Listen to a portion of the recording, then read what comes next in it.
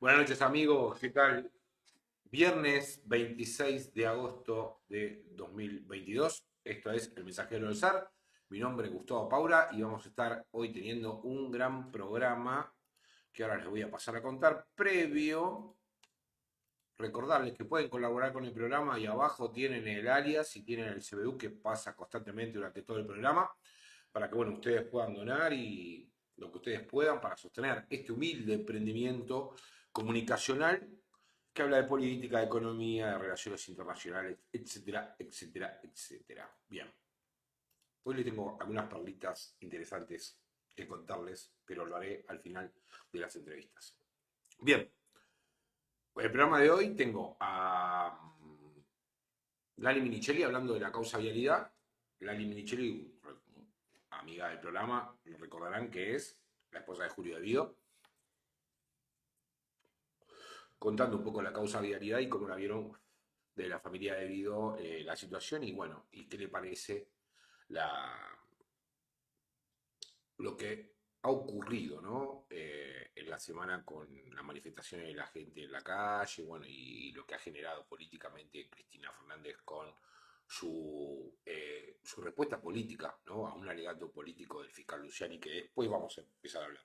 Ahí anda el amigo Kinju, le mando un saludo grande y bueno, y a todos los que están viendo ahí, que bueno, sigan sumando prontamente. Así que no les quiero hacer perder mucho el tiempo y vamos a la primera entrevista. Después vamos a hablar un poco de la actualidad política, pero eso es al final, como estoy tratando de hacer ahora, reflexionar con ustedes al final, porque al principio me cuesta eh, tratar de leer los mensajes y ver de qué se habla, y me parece que por ahí, por una cuestión de tiempo, tiendo a cortar lo que pienso y no me permite intercambiar con ustedes. Entonces quiero sacarme digamos, las notas que son importantes, obviamente, para entrar en los temas y nada.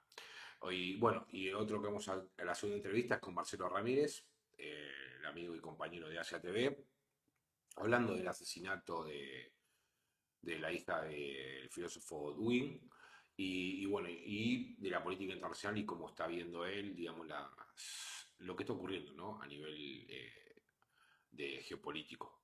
Así que bueno, ahí anda Pocho, dice buenas noches, como va acá, Pocho, dice Nick Macri Forro es buenísimo. Y Kisku también me gusta mucho, es muy anime.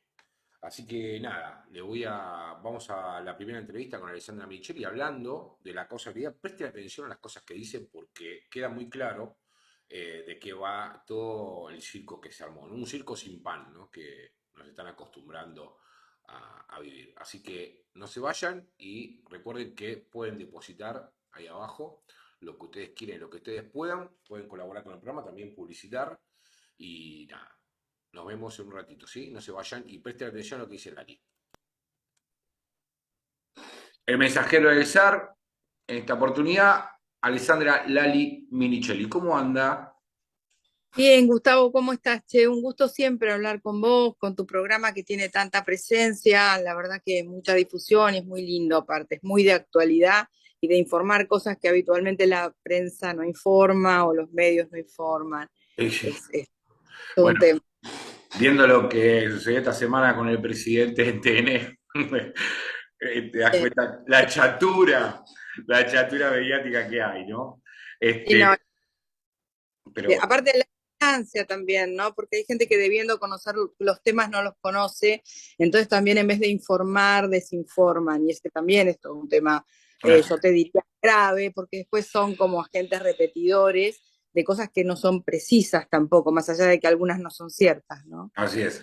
Lali, te llevo a algo que obviamente Julio es parte de tu compañero y quería preguntarte cómo ves la causa vialidad, qué impresión te dejó, cómo viste el alegato, cómo viste lo que pasó después del alegato, cuál es Mira, tu visión? yo te cuento, yo digamos que en las causas de Julio asisto técnicamente por mi conocimiento del derecho administrativo a los abogados de Julio, ¿no? De penal, estoy haciendo un curso acelerado, te diría, desde el 2017 a esta parte, pero bueno, no es mi tema. De todos modos, sí, tengo presencia y participo porque la mayoría de las audiencias son por Zoom. De hecho, en este juicio, a partir del 2020, se retomaron audiencias por Zoom. Y la verdad que lo que vi durante todo el desarrollo de las audiencias, más allá de un hostigamiento permanente por parte de los fiscales hacia los testigos, porque en realidad se nota claramente que en este juicio no se está buscando la verdad, se está buscando una imputación y una condena. Lo que vi fue que los trataban muy mal a los testigos, las repreguntas eran todas direccionadas, incluso sí, casi todos, te diría, los testigos del Ministerio Público Fiscal no cubrieron las expectativas de los fiscales, ¿no? Empezaron a ampliar, digamos, en su relato un montón de cuestiones que no les convenían a los fiscales, y que a su vez fueron tergiversados en el alegato, después te cuento un poquito, pero básicamente en esta causa que se están investigando 51 obras viales en la provincia de Santa Cruz, las pericias que se realizaron fueron solo sobre 5. Esto es un tema más o menos contado a la opinión pública, pero ni el informe de los peritos contadores ni el informe de los peritos técnicos dio ni que había sobreprecios en las obras, ni que había obras, digamos, certificadas y no ejecutadas. Después se hicieron coloquios durante 2 o 3 días, también en el ámbito del debate oral, y bueno, no hubo mayores precisiones, pero en realidad lo firme es esto que te acabo de decir. Como efectivamente las pericias no resultaron como los fiscales pretendían, o básicamente el fiscal Luciani, que es el de la causa, y el otro es como su adjunto o acompañante, Mola, lo que hicieron fue una de las declaraciones testimoniales fue del ingeniero Mon. El ingeniero Mon fue un ingeniero que contrató especialmente Iguacel, porque él arranca pidiendo un informe sobre las obras en Santa Cruz, planteando que les determinen si existían. Vos fíjate hasta dónde había permeado el discurso mediático de la nata de las obras van a los caminos en Santa Cruz o las rutas van a la nada, y las que deberían haberse hecho no se hicieron, y bueno, todo ese relato fue realmente permeando todo, y ellos con ese informe de MOM, que no pudieron incorporar como prueba a la causa, porque el tipo dio testimonio y dijo, y tengo un informe, y lo agrego. Bueno, todos se opusieron, en definitiva el tribunal no aceptó que se incorporara, pero ellos lo usaron para armar el alegato. El alegato tenía que estar armado con el cuento inveterado del año 2003 a esta parte, con el tema de cómo han pegado a la obra pública y demás, y aparte con el informe del ingeniero Mon, que específicamente había hecho como una suerte de relevamiento procedimental de los expedientes administrativos de la Dirección Provincial de Vialidad en Santa Cruz. Por supuesto, todos los expedientes administrativos tienen irregularidades de foliatura, de publicaciones que no se acreditaron en el expediente, Cosa del mismo de laburo, ¿no? Cosa del mismo claro, laburo. pero esos son parte, digamos, del folclore, digamos, del funcionamiento de las administraciones. Claro. Siempre hay este tipo como de vulnerabilidades, pero en realidad una irregularidad administrativa no conforma ni puede conformar nunca un delito penal. Pero ellos se dedicaron claramente a relatar irregularidades en los expedientes. Por ejemplo, la resolución del presidente de AGBP no tenía el refrendo necesario del directorio, capaz que estaba en otro expediente, ¿me entendés? Acá no surge que hubiera tenido intervención el Tribunal de Cuentas, bueno, porque no tomaba intervención en ese expediente, lo hacía después en otro. Un montón de cosas que ellos veían como groseras. Incluso te digo, en una licitación, y me la acuerdo muy presente porque dije, bueno, habría que hacer un ringtone con esto, él dice el fiscal, señores jueces, fíjense, en esta licitación se presenta Lázaro Báez, Mengueche, fulano, y fulano presenta una oferta 0,04% superior al presupuesto oficial. O sea, ven, señores jueces, y el tipo gritaba con un histrionismo espantoso. Y la verdad, Gustavo, las licitaciones pueden tener hasta un 20% más del presupuesto oficial o hasta un 20% menos, porque la verdad que el presupuesto es una estimación y después cada uno precisa los montos itemizado y demás, ¿no? Igual Así que, Con la Argentina, con la inflación que tenés, o sea, con obvio, pero 7% es. fíjate la significatividad que intentó imponer como otro relato y con mucha fuerza, porque después él también, cuando hace su alegato sobre algunos de los que acompañaron las licitaciones en Santa Cruz, pidió testimonio para investigar si había cartelización de obra, muchos. Así que, digamos, lo que armaron sí me pareció sorpresivo. Lo que armaron en los alegatos me pareció sorpresivo porque me pareció grotesco. Los tipos le dedicaron casi, te diría, 7 audiencias y media de alegatos sobre 9 a explicar irregularidades administrativas en expedientes. Y durante tres de esas jornadas a reinstalar el tema del control, porque para ellos el tema del control iba a ser disparador de imputaciones futuras. Y en el centro de la falta de control, me volvieron a meter a mí con el cuento que se armó en el año 2003-2004 cuando yo fui a la CIGEP. Una Claro, cosa que me pareció absolutamente grave, porque además yo nunca intervine desde mi cargo de adjunta del síndico general en los temas de control del Ministerio de Planificación. Primero porque no lo iba a hacer naturalmente, y segundo, porque yo tenía una resolución de la Oficina Anticorrupción firmada por el fiscal en su momento, eh, ¿cómo se llamaba este hombre? Oh, se me acaba de ir de la cabeza, pero después, bien, Garrido, Manuel Garrido, diciendo que, bueno, yo no tenía que intervenir en temas vinculados al ministerio. La Fundación Poder Ciudadano presentó muchas denuncias, las denuncias se investigaron en la justicia, la primera se mandó a archivo, la segunda se investigó a fondo y hubo un sobreseimiento que yo me acabo de enterar hace poco, muy fundado sobre que efectivamente eso no me sobreseyeron sin afectar mi buen nombre y honor, porque no había ningún delito, no había ninguna actitud que manifieste corrupción. O sea, yo nunca intervine en temas de ministerio, pero ellos 3 jornadas seguidas se dedicaron a pegarle a Julio para cuestionándome a mí. Así que con este panorama uno ya infería lo que iba a pasar al final de la película.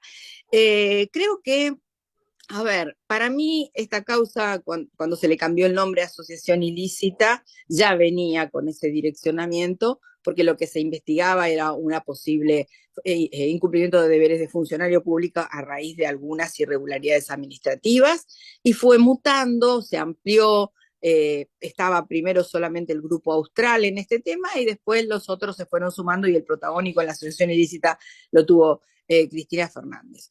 Pero como hecho también que me llamó mucho la atención, desfilaron como testigos en estas causas todos los jefes de gabinete. Algunos más flojitos en cuanto al discursivo y al conocimiento real de sus tareas, y otros muy precisos como Capitanich, y explicaron cómo funciona la ley de presupuesto y cómo funcionan todos los pasos para poner en ejecución el presupuesto. Para que ustedes una idea, a Debido le imputan haber firmado 7 resoluciones. 7 resoluciones es el 0,01% de las resoluciones que firmó durante su gestión. Y le imputan haber firmado una última resolución en noviembre del 2015 que ellos llaman el plan fuga, el plan huida, o sea, como pagar todo para bien, irse del. Pero, ¿qué te digo con esto? Todos los principios de año se hace la distribución presupuestaria para todas las jurisdicciones de un ministerio. Y a fin de año se refuerzan las partidas en función de las no aplicadas del resto de las jurisdicciones del mismo ministerio. ¿Para qué? Para que no te quede ningún saldo disponible. claro. Saldo entre comillas, Julio no maneja plata, maneja papeles que indican presupuestos. Y entonces ellos consideraron que esa resolución de debido era la que dotaba de fondos al plan huida, porque lo que tenían ya decidido según el fiscal era que estas obras se les pagara el 100% porque las iban a abandonar. El planteo del abandono fue otro tema central y ridículo en esta causa. ¿Y el abandono por qué se produjo de estas obras en enero? Bueno, claramente porque Iguacel vino, mandó a hacer un informe, rescindió el convenio que había de vialidad nacional con las vialidades provinciales en todas las provincias y no había más fondos ni posibilidades de ejecutar. La Claro. provincia que hizo rescindió los contratos. En vez de hacerlo de común acuerdo, buscó un argumento para apuntar a Baez. Me parece que hicieron un poco como cuando le Un apuntaron abandono los. inducido, digamos. Claro, cuando le apuntaron los cañones a Julio para desaporarlo, medio sacar de la cancha, ponerlo piojoso, cosa que el resto no rebote o no salpique, como decía, Claro, man no salpique. Bueno, pero lo cierto es que esta es una causa absolutamente amañada. Y al no estar en esta causa ninguno de los diputados que aprobó los presupuestos, olvídate, senadores, etcétera, pero centralmente los jefes de gabinete, que son los jefes de la administración, ni los ministros de Economía, pues fíjate las planillas que firmaba Julio, las recibía de Economía y las mandaba al jefe de gabinete, Lo Porque, que se ve a ver, realmente, quiero preguntarte algo ahí. sí, Porque el jefe de gabinete es el que ejecuta el presupuesto. exactamente, Ah, es ok. el jefe de la administración el que se ejecuta el presupuesto, el que blinda, digamos, la parte operativa de que no puede hacer el presidente de la nación. Exacto. Pero a estar ellos y a no estar los ministros de Economía, que son los que, donde básicamente se gesta el presupuesto, se arma para poder enviarlo al Congreso, lo que se muestra claramente es que acá hay un direccionamiento de imputados para dejar solo a lo que ellos llaman la estructura montada desde Santa Cruz para delinquir. ¿Te imaginas que un gobierno no es una asociación ilícita? Y Néstor Kirchner apenas llegó al gobierno, dijo que iba a poner en valor e iba a hacer obra pública en todo el país, porque eso era reactivar la economía. Y lo que quería hacer era, con un mapeo de todo el país y a partir de la planificación estratégica de julio, poder atender asimetrías regionales en muchas provincias periféricas. Sabemos que Formosa y Santa Cruz eran Ujú. emblemáticas periféricas, y a partir de ahí atender las desigualdades entre las personas. Y te aclaro que muchas de las distribuciones presupuestarias que hicieron los jefes de gabinete tenían que ver con algo que todos conocemos, pero ellos parece que tienen amnesia. Este país crecía al 10% anual, con lo Claro. cual si vos tenés una recaudación superior al 10% de lo que presupuestaste, obvio que tenés que ampliar partidas, obvio que lo tenés que hacer. Sí, Así obviamente. que parte de la realidad o de la contextualización de la realidad en esta causa judicial no está. Parece que fuera la época macrista de abandono absoluto o esta periférica que tenemos hoy del lamentable vuelta del Frente de Todos para hacer ajustes y demás. Ah, ok. Y no es. Ahí lo que quiero recalcar algo porque dije, explicaste algo que, va, dejaste al pasar así, algo me parece importante, ¿no? Esta es la ampliación de la partida presupuestaria y la ejecución de esa plata, digamos, Uh -huh, es correcto porque el Estado tiene que ser eficaz, no tiene que ser eficiente obvio, como una empresa, obvio. digamos, ¿no? O sea, Es si buscar tenés más plata, objetivos, es buscar objetivos. exacto. Uh Bien, -huh, uh -huh, me uh -huh. pareció revelador. No, aparte te digo otra cosa, uno de los planteos de los fiscales también es la plata que presupuestaban en muchos casos para atender a las obras no es la que coincidió después con lo que significó la ejecución. Además de por esto que yo te digo, de cómo crecía el país y las ampliaciones presupuestarias que hubo, la Oficina Nacional de Presupuesto es la que fija lo que se llaman techos presupuestarios, ¿no? Entonces, es como yo decía hace poco también a alguien, le comentaba, es el piden pan, no le dan, piden queso, le dan un hueso y después la justicia te corta el pescuezo. Pero lo claramente es que vos le pedís 100 para ejecutar una obra, te dan 40. Claro. ¿Está? Entonces hacen porque es una prevención de gastos y después se hace imputación preventiva. O sea, es todo buscando después reforzar de alguna forma partidas. Y esto es algo que ellos no lo entendieron, pese a que realmente Capitaní se esmeró en explicar. Todos los jefes de gabinete lo que hicieron fue dejar afuera claramente a la presidenta. Capitanich además se refirió, porque era el único que conocía el plan estratégico territorial, se refirió a la gestión de Julio, pero vos decís, si los jefes de gabinete te dijeron que ella no tenía nada que ver y que ellos son los jefes de la administración, mínimo, a ver, incorporalos. Y no los incorporaron porque si no se les caía el concepto de banda que te acabo de decir, Claro. la estructura exportada de Santa Cruz para delinquir. La verdad que es, obviamente que fue un alegato netamente político, ¿no? Obviamente que está detrás de esto la proscripción, en realidad yo no creo que la puedan proscribir ni condenar ni a nadie porque como está relatando debería procedimentalmente caerse, ¿no? Obvio. No, Mira, ya con haber incorporado como alegato un informe de un testigo que no se aceptó como prueba y que no se pudo controvertir, ya ahí, digamos, lógicamente el alegato caería por nulidad. claro. Así que la verdad me dejas helado con todo. Yo no me comí los 9 días, no tuve. Todas las que, todas las que no te cuento, ¿no? Si yo me comí no solo, Sí. Ya sino que después, ya después me la vas a contar, pero la verdad ahora, que es tremendo la persecución que existe todavía. Yo sí. no lo puedo creer. ¿Y cómo ves lo que sucedió después, no? Después el alegato, Cristina, ¿cómo viste lo que dijo? ¿Cómo viste la gente? ¿Qué te pareció? Esto ya una opinión más personal.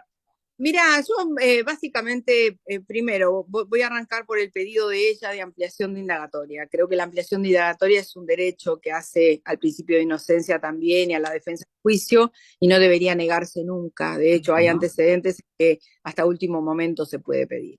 Ellos recurrieron a un tecnicismo diciendo, bueno, se clausuró la etapa de debate, ya estamos en época de alegatos, si querés decir algo que no es ampliación de indagatoria, decirlo en tus últimas palabras, que me pareció hasta ofensivo, digamos institucionalmente cuestionable, porque ellos son un poder del Estado y ella es otro. Y entonces ella lo que optó por hacer fue una suerte de ampliación de indagatoria con discurso político fuerte o de impacto, te diría yo, al día siguiente.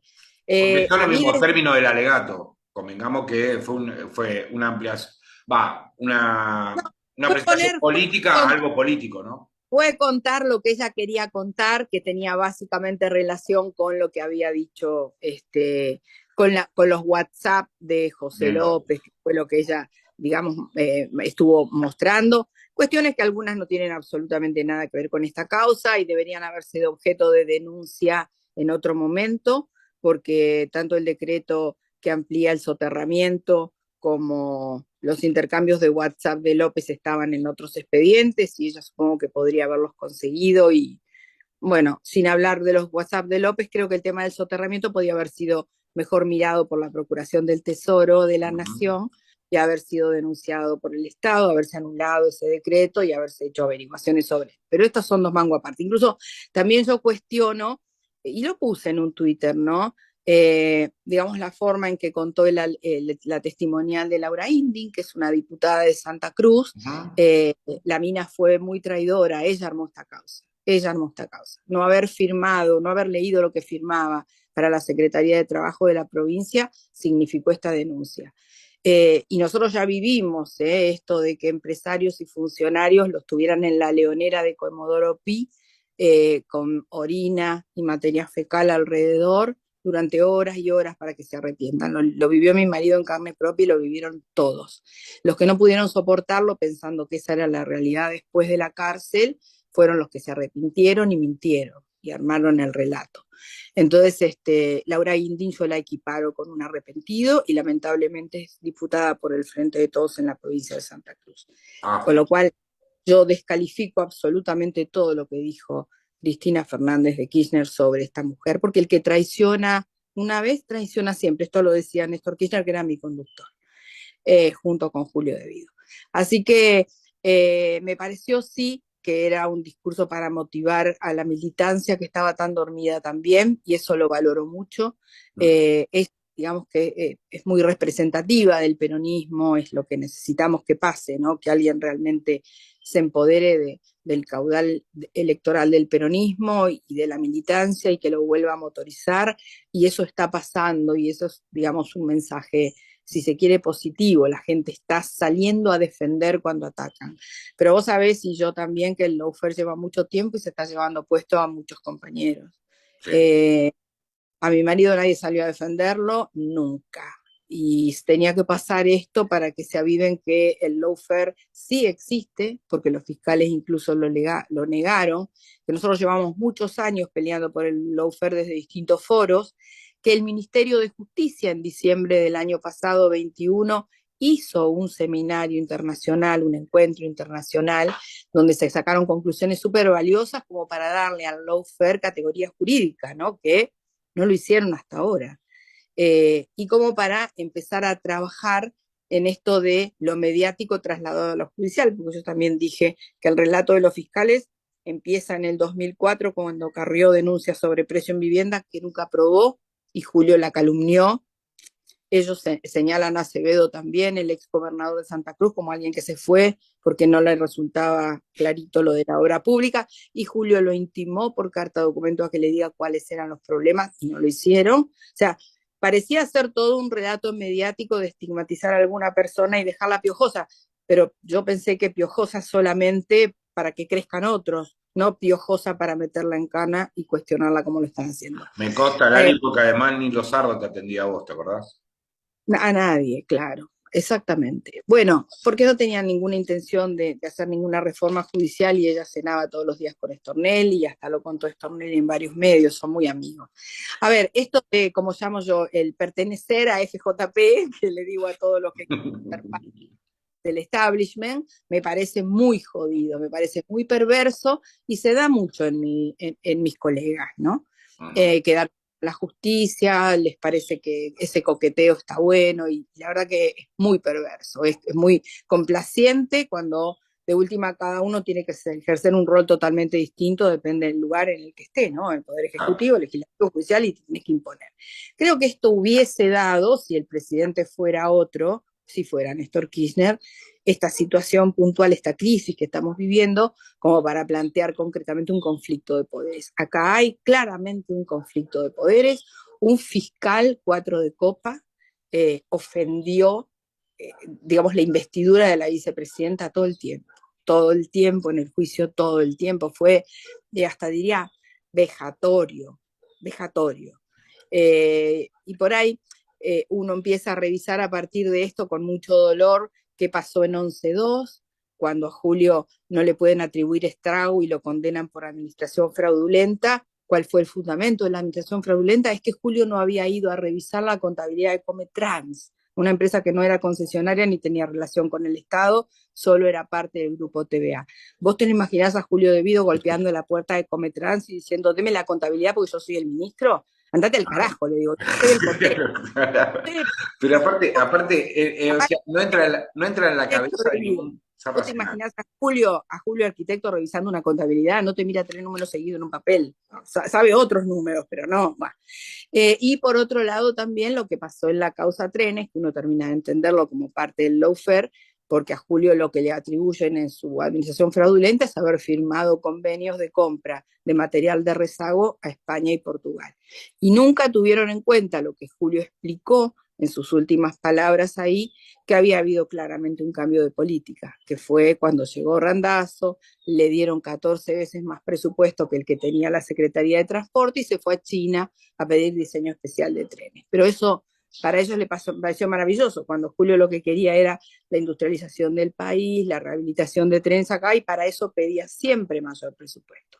Entonces, como la distinta vara es muy jodida, y yo también la viví en la administración, porque a Julio cada vez que se oponía a algo le restaban facultades. Lo vivimos cuando estuvo 60 días en YPF y después vino Galucho, lo dejaron hacer tragos, que a Julio lo empezaron a retirar de ahí cuando se opuso a la, eh, al tema de pagarle un solo peso a Repsol y al manejo, digamos, alejado de lo que sería la soberanía energética que estaban haciendo en YPF. A ver, Julio vivió varias situaciones, siempre un randazo, gente del Ministerio de Economía y el equipo de Kichilov monitoreándole la gestión. Entonces, me parece que no ver que formalmente eso es un quite de competencias también me resulta complicado. Y hubo también en esta causa quite de competencias en favor de otras áreas, bueno, no sé si hubo desinteligencias o no, pero bueno, estaba la causa en marcha. Eh, eh, la verdad que muy jorobado. ¿Sabés qué pasa? Que en este gobierno Julio era el único tipo que no le decía ciguana a nadie. ¿Está? Y con Kirchner discutían de igual a igual, pero él se murió. Así es. Lali, la verdad, impecable. Te agradezco mucho tu tiempo y bueno, mandarle un saludo a Julio y bueno, espero ir pronto a visitarlos. Ojalá pronto, Benito, esperamos. Dale, y Vale. gracias por la entrevista y por poder decir un montón de cosas. Gracias a vos, Lali, que vos sabés que siempre acá tenés un espacio y siempre es un placer escucharte. Gracias, abrazo enorme. Nos Chao, vemos, Gustavo. adiós.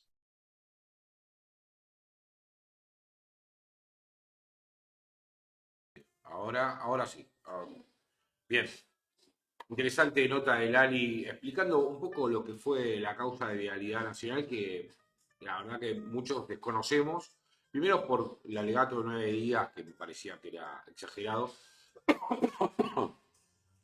pero interesante las cosas que dice, ¿no? Que por regulareza administrativa es difícil que te lleven a un juicio. Bueno, obviamente que la causa tiene varios errores eh, procedimentales y eso hará, digamos, que la causa en un punto se debería caer. Pero como acá las pruebas no importan y la onda es acusar, eh, porque es la lógica. Dice Legión 99%, siempre un gusto escuchar a una leona, sí, ni hablar. Bueno, los amigos están Jorge Camafreita, Romina Espósito, la compañera Andrea Ortega, ¿quién más? Ana María Quiroga, que anda por ahí, a Mariano Utin, grosso, que anda ahí. No los puedo leer porque estoy bloqueado en Facebook, me bloquearon por 30 días por hacerme el chistoso, así que, bueno, nada. Ahora les voy a poner una entrevista a raíz de lo que... Esperen que bajo un poquito la música. A raíz de lo que pasó con el atentado a la hija de Alexander Dugin, el filósofo ruso, y de ahí va a ser un disparador, digamos, para hablar un poco de geopolítica, que siempre me gusta mucho, y además Marcelo es un pibe, es un tipo que tiene una mirada especial, y bueno, y se lo hago notar en la entrevista, pero bueno, escúchenla y nos vemos en un ratito. ¿Sí? No se olviden de colaborar con el programa y tienen el CBU y tienen el alias, y nos vemos en un ratito, ¿sí? No se vayan. Ok. El mensajero del SAR, en esta oportunidad, analista internacional y amigo Marcelo Ramírez. ¿Cómo andás, Marce? ¿Qué tal, Gustavo? ¿Cómo estás? Muy bien, ¿vos? Estamos en el mismo canal, en la misma sintonía, así que es un placer siempre verte en tu programa, siempre muy interesante, siempre con análisis vectoriales, podría decirse, de otro, o en diagonal, podría decirse, para entender lo que sucede en la parte internacional, ¿no? Y Sí, te llevo ahora. es todo un arte Ya, quedar mal con todo el mundo. no, no tengo ninguna duda. Che, Marce, ¿fue un atentado sobre la hija de Dugin o qué fue? ¿Cómo lo veo? ¿Cómo lo... Mira, yo sé que tiraron después versiones con que no, fue una venganza, lo mandó a hacer Putin, lo mandaron a hacer las Fuerzas Armadas, pero la verdad son todas teorías un poco traídas de los pelos, o sea, ya está mostrado quién fue la autora material, están las imágenes de ella entrando en Rusia, ella entró con placas de la República de Donetsk, en Rusia se movió con placas de Kazajistán, en un Mini Cooper que era del marido de ella, que pertenece al batallón de Azov. Ella también pertenece a estructuras militares ucranianas. Alquiló un departamento en el mismo edificio que la hija de Dugin, estuvo siguiendo sus movimientos y salió de Rusia después del atentado con una chapa, no me acuerdo de qué otro país, pero cambió por tercera vez la chapa y se fue a Estonia. O sea, básicamente vos lo que te encontrás es una operación clásica de lo que hacen. Los rusos saben que es muy difícil con una oleada de refugiados ucranianos, porque hay por lo menos 1,5 millones de ciudadanos ucranianos que son del Donetsk viviendo en Rusia y se han desparramado por todos lados. Entonces, contener eso es casi imposible. O sea, cada vez que pasan estas cosas, obviamente que te infiltran gente, te infiltran agentes que luego, bueno, tienen estas posibilidades, ¿no? El problema era que la hija de Dugin, o Dugin, porque en realidad no sabemos exactamente qué fue lo que pasó, la bomba fue detonada, es una bomba de 400 gramos y que fue detonada, colocada debajo del asiento del conductor, probablemente con un sistema magnético, y la volaron por control remoto, lo cual indica que es muy probable que estuvieran sabiendo quién iba arriba del vehículo. Fue originariamente la hija de Dugin el blanco, era Dugin y por error fue la hija, eran los dos, era Dugin, pero como Dugin se bajó, se contentaron con la hija. Esas son las preguntas que tal vez en algún momento tengamos una respuesta. Lo que sí sabemos es que esto no lo puede hacer nadie sin que haya un ok de Londres o de Washington. Claro. El SBU no se va a mover si no tiene ese apoyo. Pero también hay que tener en cuenta un detalle que no se está hablando mucho y que tiene que ver con que hay una tensión interna muy grande en Ucrania. Zelensky dio de baja al director del SBU y a varios directores regionales. Entonces, ¿viste? Cuando te metes a tocar los organismos de inteligencia, a veces tenés sorpresas no deseadas. Entonces, bien puede ser algún sector autónomo que con el ok de Washington decidió actuar por las suyas.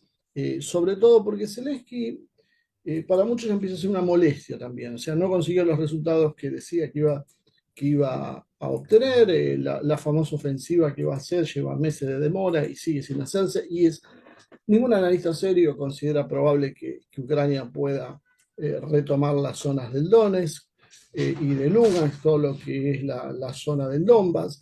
Entonces, viste cómo es en política, ¿no? A veces servís más muerto o fuera que ya actuando para, directamente como el títere que se mostró hasta ahora. Entonces, Esto lo entonces, venías anticipando vos también, ¿no? La figura de Zelensky como una molestia, digamos, para... En realidad una molestia que les convenía y ahora ya es descartable, ¿no? Y empieza a... Que y es pasa al un menos poco. lo que vengo viendo en tu programa con respecto a la guerra y al conflicto, venís planteándolo como que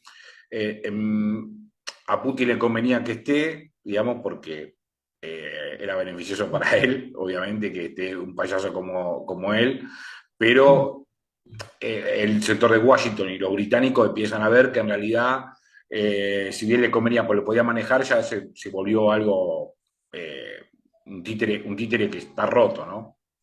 Fíjate que hubo un detalle más. Erdogan dijo unos días antes que había hablado con Zelensky, cuando se reunió con Zelensky, con Guterres, el secretario general de la ONU, y Zelensky le había informado que le mentía mucho la gente de su entorno. Y eso lo dijo públicamente Erdogan. Podemos dudar si es cierto o no, pero si esto lo ponemos en el contexto donde él da de baja a varios actores importantes de su gobierno, se mete con los organismos de inteligencia, se muestra disconforme y crítico en muchas cosas con lo que está pasando, lo de Rogal no parecería una locura, parecería una posibilidad bastante real que Zelensky se haya manifestado de esa manera. Y por otro lado, Zelensky vive reclamando al Occidente que le han prometido armas y cosas que no se las están cumpliendo. Occidente, claro, tampoco quiere seguir dándole armas a alguien que o las pierde o se las vuelan rápidamente, porque básicamente la mayor parte de los equipos más o menos calculan que un 30% de los equipos que Occidente envía llegan efectivamente al campo de batalla. El otro 70% en algún lado se pierde. Mercado negro, o porque lo vuelan los rusos, o no se sabe exactamente qué es lo que pasa, pero la cosa es que no llega. Y después del 30% que queda, vos ves que los rusos los van cazando y tarde o temprano terminan destruyendo esos sistemas. Hicieron un encuentro que se llama Army Games 2022 en Rusia, es una feria de armamentos, y como participaron 82 países, pero no hubo países occidentales, entonces ¿qué hicieron los rusos? Dijeron, ah, maravilloso, ustedes no quieren participar, bueno, igual van a estar presentes. Entonces empezaron a poner los distintos tipos de armas capturadas, casi todos intactas, obuses César, bueno, los misiles Javelin y HIMARS se llama obuses M777, todo ese tipo de armamento que manda Occidente, bueno, lo empezaron a mostrar en la exhibición diciendo, bueno, acá lo tenemos, lo hemos estudiado, ahora lo que nos interesa lo tomamos, el resto lo usamos para destruirlo. Va bien, en estas condiciones, ¿tiene sentido seguir quemando los arsenales de la OTAN? La OTAN tiene que cambiar el juego porque indudablemente esto no le conviene. Entonces, Zelensky algo tiene que mostrar, algo tiene que justificar. De alguna forma también van a tener que justificarle a sus pueblos el desastre económico que está habiendo en Europa y que empieza a rebotar en Estados Unidos. Cuando vemos los números de Estados Unidos, están tratando de maquillarlos, pero van camino a una recesión. Eso va a ser casi seguro. Y aparte se van a debilitar, se van a aislar, te diría, internacionalmente, porque su principal socio es la Unión Europea. Si la Unión Europea se va derrumbando, en definitiva se termina también por perder poder los propios Estados Unidos. Su coalición empieza ¿No es a perder. China el Entonces, principal socio de Estados Unidos? No. el socio político, diplomático, militar, Ah, ok. socio comercial puede ser, pero bueno, están tratando de sacarse de encima la sociedad con China, pero es muy difícil hacerlo porque en muchas cosas depende. Si vos vas y das vuelta a cualquier aparato electrónico, cualquier cosa que compras en tu casa y mirás la etiqueta de atrás, y esto pasa en Estados Unidos también, vas a ver que dice Made in China. Entonces estás en un problema, no es tan fácil dejar de comprar la China. No, Depende de mucho de lo hecho, que usás. De hecho, el otro día comentaba Brignoni acá que el 80% de las jeringas que se consumen en Estados Unidos son chinas. O sea que si realmente se quisieran sacar de encima a los chinos, eh, no habría campaña de vacunación. Y además, la diferencia creo que hay con Rusia es que Rusia está más aislada, digamos, no depende tanto ni del mercado estadounidense ni de su sistema financiero, por así decirlo, como sí depende China, ¿no? Sí, te digo un dato más.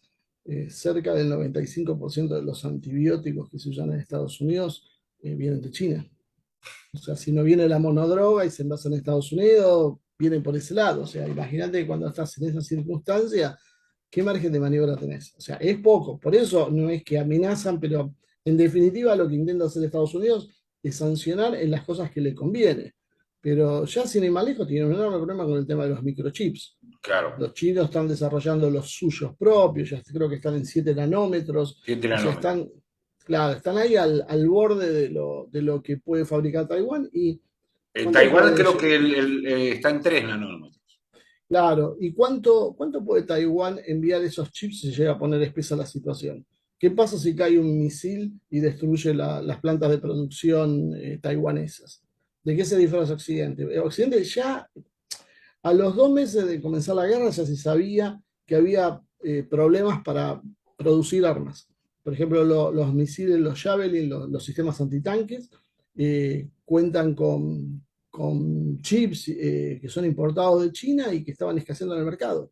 O sea, no es solo que todo el mundo está dependiendo de China, no es solo Rusia. Ahora están todos descubriéndolo y tratando de fabricar lo suyo propio, pero esto requiere un proceso largo, tedioso, difícil. Y hoy, por ejemplo, creo que es una sola empresa holandesa la que provee las máquinas para fabricar este tipo de litografía para hacer los microchips. Y Claro, de bueno, hecho, estás en el borde. claro, de hecho hay con respecto a la guerra de los microchips, es muy interesante porque la ley chips que sacó Biden, digamos, el presupuesto creo que es 56.000 millones de dólares y China tiene invertido más o menos 1.300 miles de millones, o sea, 3 veces el PBI de México, para tener una idea. O sea, y viene invirtiendo, y es más, creo que los 7 nanómetros lo descubrieron de ojete porque no sabía que lo estaban fabricando. Sí, sí, sí. Fue un hallazgo casual de una empresa Exacto, que se enteró de eso. Ahora, hay otra cosa más a tener en cuenta que en general no se habla, que es el costo de producción. claro.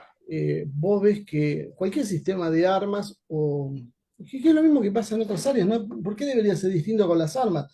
Si vos comprás, no sé, un micrófono chino o comprás un micrófono estadounidense, el chino vale 4 veces menos. Vos me decís, no, pero la calidad, cuidado que el cable. No, la calidad, y la verdad es que los chinos, eso era hace 40, 30 años atrás. Hoy tienen cosas de muy buena calidad, como tienen muchas cosas que son malas. Pero Sí, si quieren, cuando quieren, pueden. Pero el tema es que tienen un costo de producción muy bajo. Cuando China fabrica un avión, lo hace a la cuarta parte de lo que lo fabrica Estados Unidos. Entonces, es muy difícil competir a largo plazo porque Estados Unidos es caro de producir. Europa, bueno, ahora con el tema de la energía queda totalmente por fuera eso. claro, de competencia.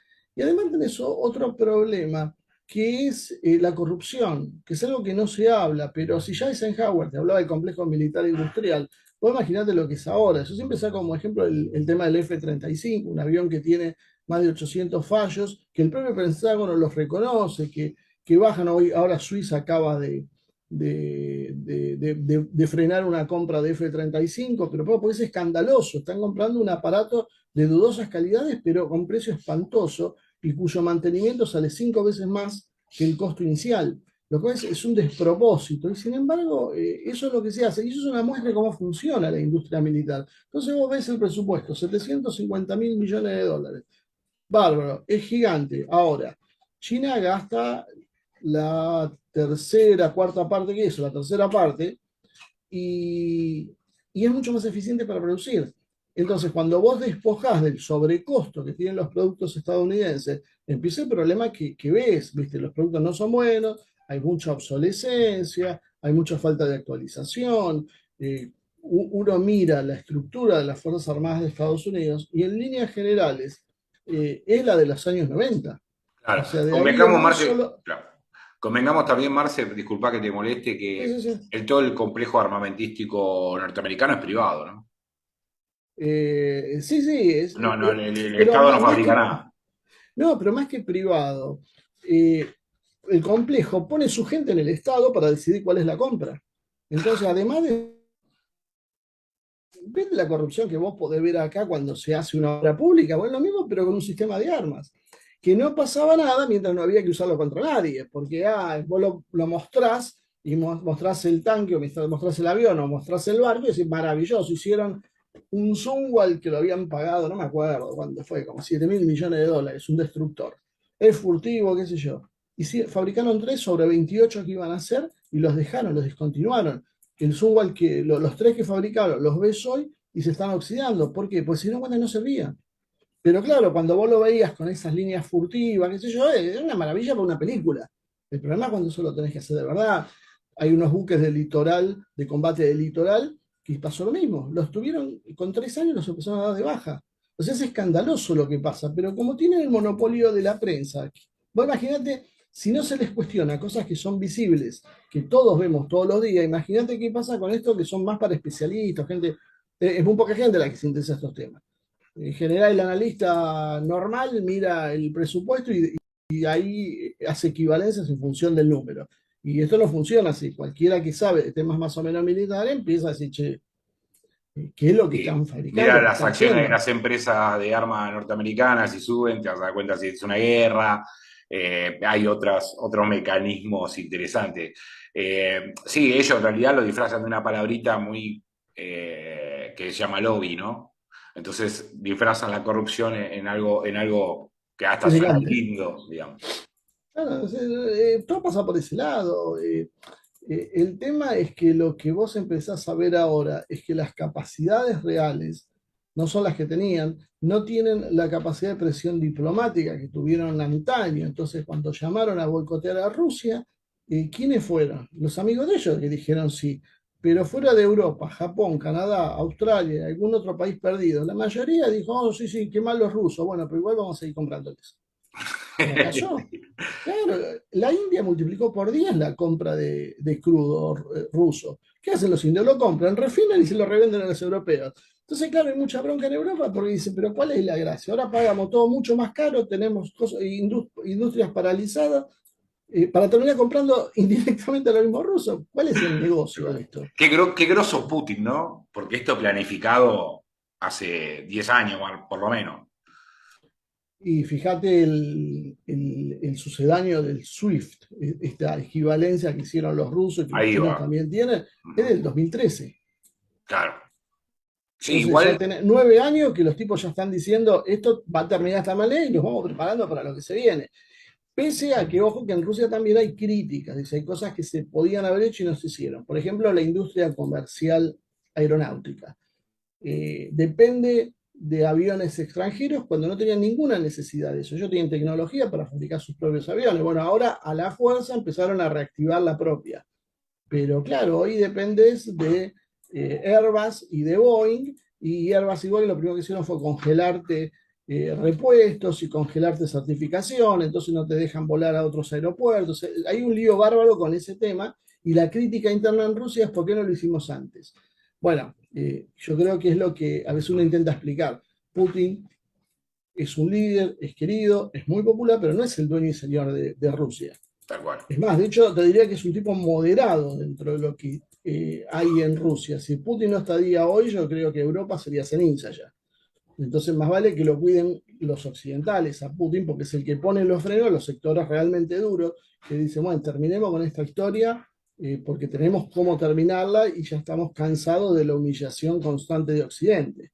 Pero bueno, Putin es un tipo muy cerebral y va moviendo pieza por pieza. Es un tipo que, vos fíjate que no se altera. Trata de recordar a Putin en algún momento enojado. El tipo No, es, contesta. Cuando lo bardeó Boris Johnson, le contestó con una ironía encima. Le hizo, claro, ahí es cuando está sacado. Claro, imagínate, Claro. imagínate. Che, ¿y Bueno, cuánto crees que va a durar? Hoy se cumplen 6 meses, digamos, de guerra, la OTAN muy complicada, me parece que el ejército ruso marcha firme al triunfo. ¿Y cuándo ves el final de esto? ¿Cómo te parece que va a ser? Muchos hablan de octubre, noviembre, ¿cómo lo ves vos? bueno, los rusos, ayer nos contaba Sebastián Salgado, viste que está en el Sí, en Donbass, el Donbass. eh, y él nos decía que lo que se comenta ahí es que para fin de año tiene que estar todo liberado. Acá el problema es que hay muchos factores en juego y todo esto puede colapsar si mañana, no sé, cae una bomba nuclear táctica en algún lado y hablamos de otra cosa, entonces se aceleran los tiempos. Eh, en principio, si Rusia sigue manteniendo esta estrategia, eh, una primera etapa sería esa. Lo que pasa es que tampoco sabemos hasta dónde piensa ir Rusia. Después de todo este desgaste que ha hecho, no se va a conformar dejando un gobierno neonazi en Kiev. Eso es algo que se cae de Maduro. ¿No Pero quedará por partido Rusia, digo, Ucrania, Ucrania? bueno, hay una posibilidad de que Rusia se quede con los sectores prorrusos, que se quede o que hagan algo parecido como es el Estado de la Unión que tiene con Bielorrusia. Hay que recordar que históricamente Rusia era la gran Rusia y después había una Rusia blanca y una pequeña Rusia que formaban lo que era Rusia en total. Esa pequeña Rusia es precisamente casi todo lo que es Ucrania, salvo las partes más polacas, las del oeste. Y la Rusia blanca, bueno, es lo que es Belarus. Eh, Eso es un poco el objetivo de Rusia, pero el problema es que la OTAN tampoco piensa dejar esto así como así. Y ya están hablando de entregar sistemas de armas que tienen alcance de 300 kilómetros, lo cual pueden golpear ya bastante profundo dentro de las fronteras rusas. Y después de esto de Dugin, está el temor de ataques en ciudades grandes rusas. O sea, como la forma de hacer la guerra de Ucrania no es una forma convencional. Está apelando al terrorismo, está apelando a, a Sí, acciones muy contra norteamericano, los ¿no? Muy, civiles. muy norteamericano el ataque.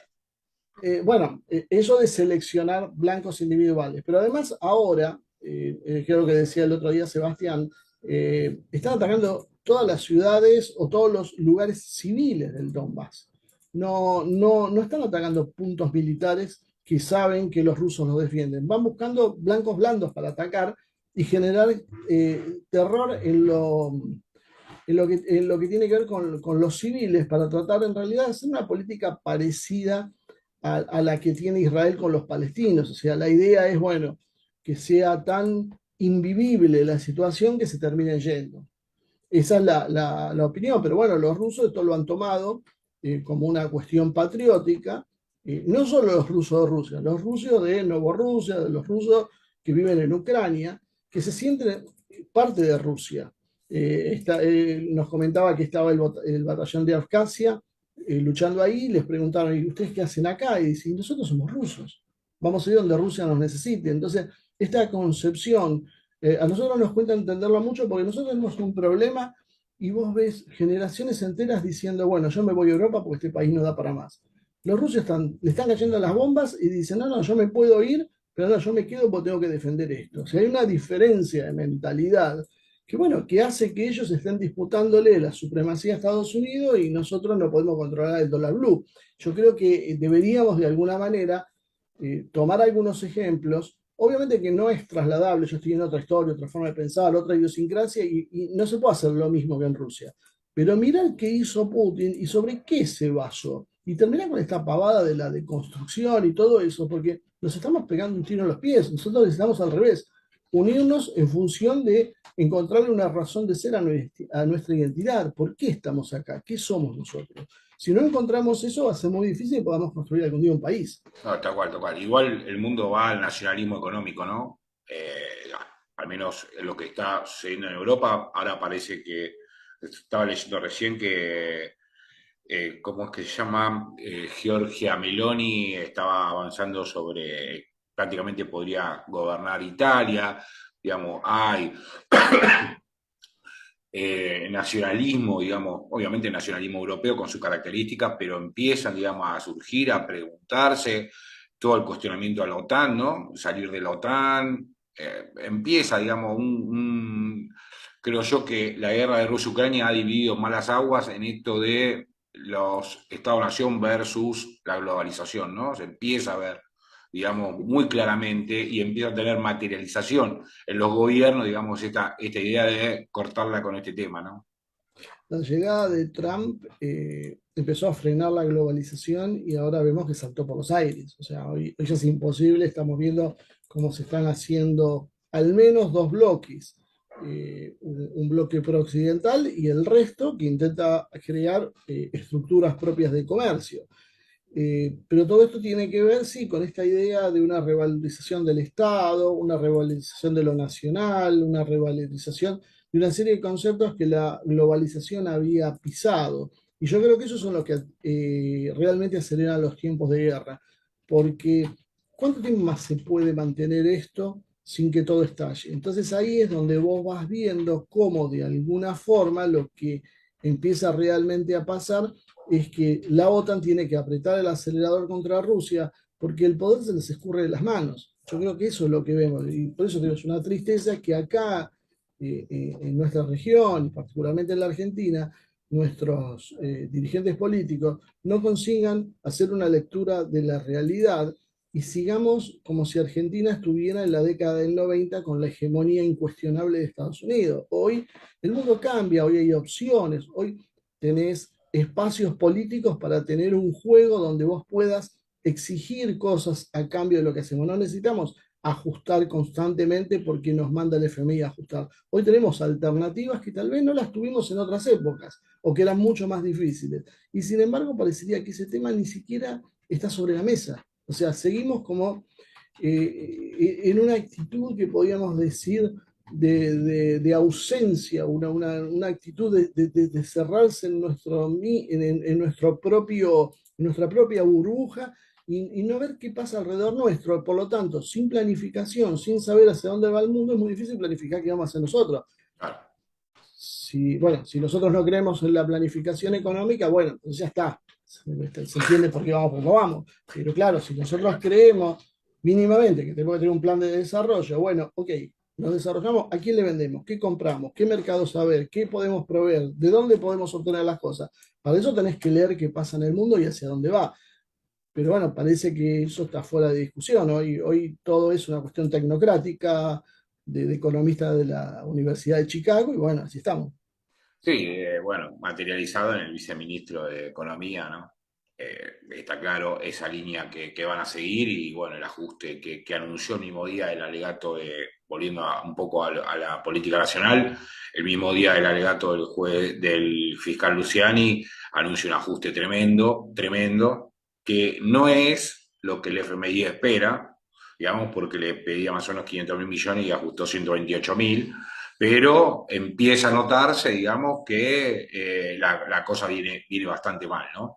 La cuenta en dólares no le está dando, es el segundo mes consecutivo, digamos, de caída de las exportaciones y un aumento de las importaciones, con lo cual no tiene mucho carrete el Valle Lobillo. Mientras tanto hablamos de Nisman, vamos a los Estados Unidos, hacemos cualquier pavada, hacemos movilizaciones para la nada, y así estamos, ¿no? Así que, ¿Sabes, Gustavo? Por ahí no tiene mucho que ver con lo que estamos hablando hoy, ¿no? Pero quería comentarte que en un grupo de WhatsApp, que son la mayoría gente de otros países, no lo quiero nombrar porque no sé si ellos tienen ganas de que yo lo muestre públicamente, ¿no? Hay de otros países, en general lo podríamos decir de una especie de izquierda revolucionaria, pero de verdad, concreta, de la que la que cuestiona la riqueza y no el patriarcado, la de verdad. Y hay argentinos, y me causa mucha gracia porque aparecen argentinos de golpe hablando de la persecución de Cristina. Y mi planteo es un poco el que vos estás diciendo. Qué casualidad que aparece todo este circo en el medio de un ajuste brutal y que todo es parte de un mismo gobierno. Entonces vos decís, es un poco extraño, me parece que estaría bueno después si un día tenés ganas, te voy a invitar a que des una charla en ese grupo para tratar de hacer entender la Argentina, porque la verdad, mi especialidad no es todos los detalles que vos manejás mucho más fluido lo que pasa en la Argentina que yo mismo. Yo lo mío es más de un contexto internacional y de lo que pasa fronteras afuera, así que me gustaría aprovechar también Sí, genial. para Sí, decirte. Marce, en política se puede ser de cualquier cosa menos ingenuo. Es clarísimo que eso está coordinado y fue planteado de esa manera. O sea, Sí. tapado por un alegato político de un fiscal. Hoy justamente estaba la entrevista con Lali Minichelli hablando justamente de la causa de Vialidad. Y tiene que ver con esto, ¿no? Es un alegato político donde Cristina le contesta el otro día en una contestación política porque no le dejaron presentar, digamos, su ampliación, digamos, de indagatoria. Y bueno, y ahí está, ¿no? En un choque de poderes que vamos a ver cómo se resuelve, pero la cosa no está simple. Pero bueno, no hay problema, vos sabés que contás conmigo para lo que necesites. Bueno, Marce, no te jodo más, un placer escucharte.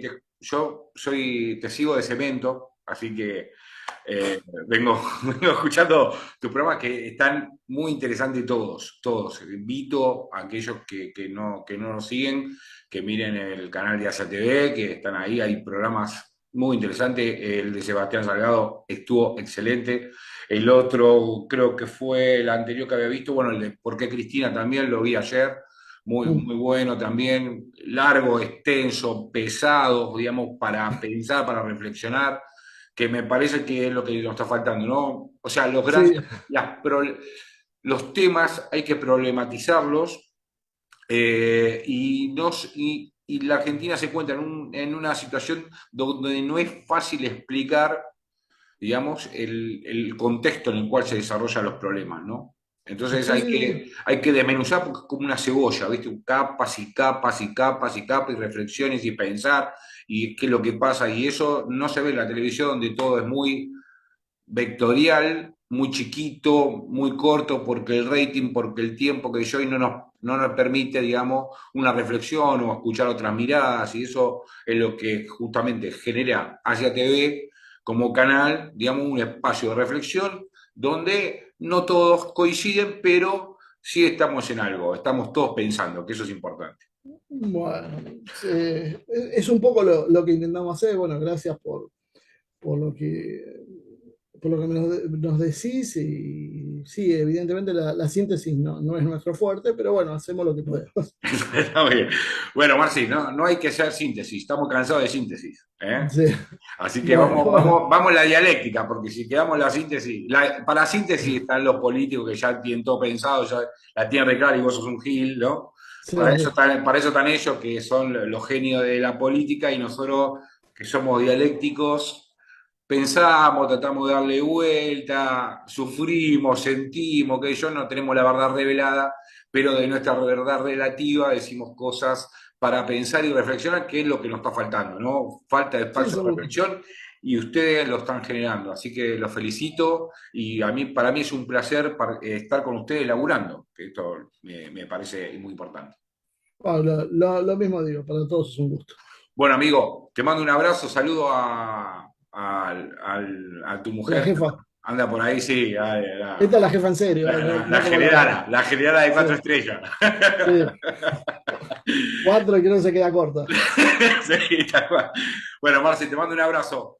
Bueno, gracias. Cuídate. Igualmente, Gustavo. Chao, chao.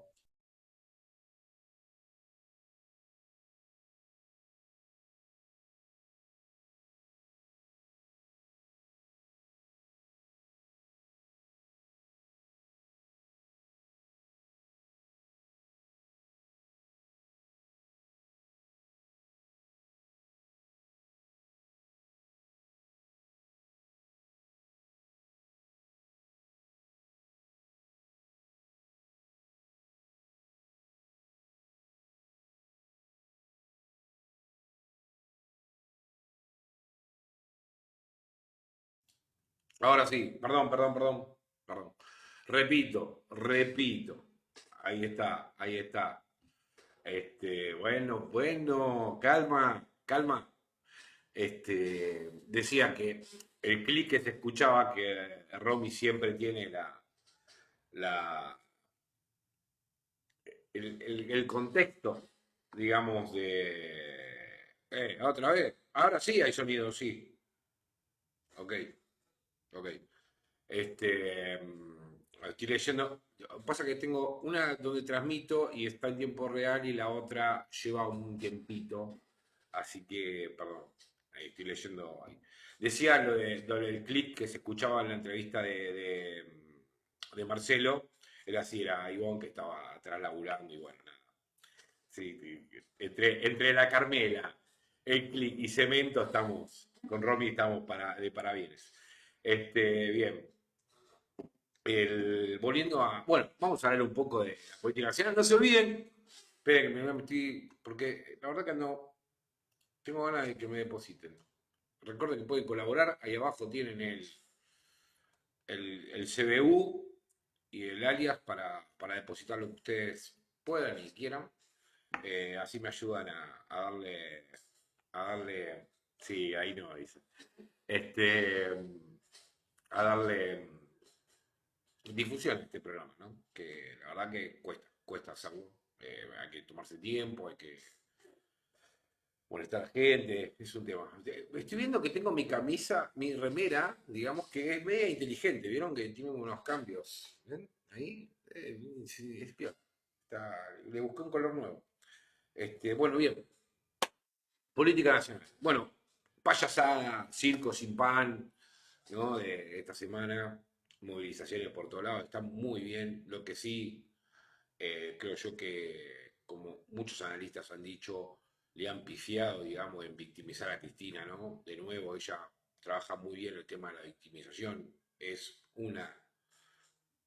Hay que sacarse sombrero, la verdad, es una excelente eh, comunicadora, una tipa que conoce el poder, sabe lo que está haciendo, sabe lo que habla. O sea, le podemos errar y criticar sus errores, su falta a veces de comprensión de los problemas o a veces demasiado narcisismo, todo lo que quiera.